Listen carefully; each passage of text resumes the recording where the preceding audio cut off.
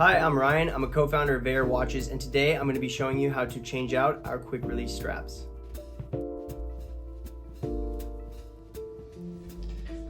The first step to changing a quick release strap is removing the initial strap.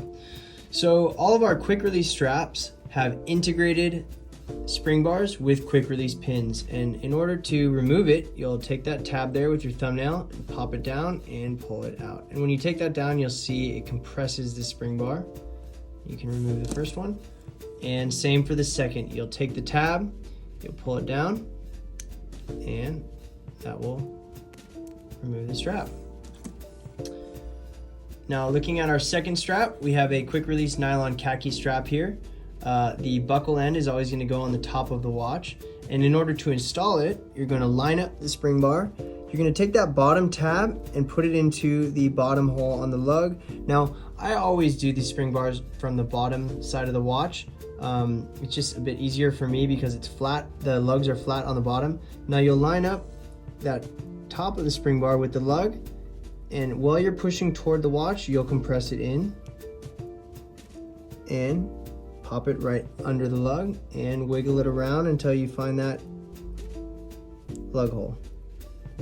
Sometimes you got to wiggle a bit and try more than once, but generally you should be able to find it.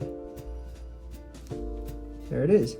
Now I'll show you the second side. Same thing, you're going to find the lug hole there and line it up with the tab. And actually, sometimes it's easier to actually look where the lug hole is so you know on the second side what you're aiming for. And so you find that lug hole there, you line it up, you compress in, take that tab and compress it in while pushing toward the watch, get it in between the lugs, and then get it to pop right in there. And that is how you change our quick release straps.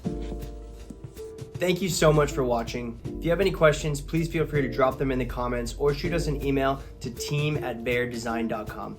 Please subscribe to the channel, and if you'd like to learn more, go to vaerwatches.com.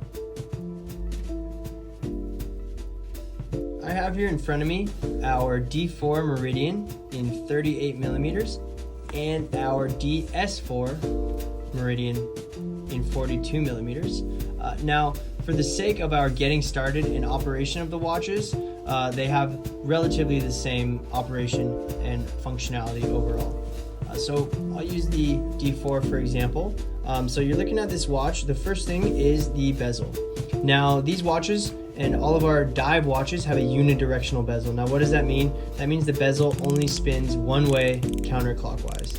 Now, the purpose of that for diving, if you're trying to set a dive timer to see how long you've been under the water, you only want the bezel to spin counterclockwise so that your time will only go down. If your time went up, you could accidentally stay underwater too long and run out of air. So that's the original function.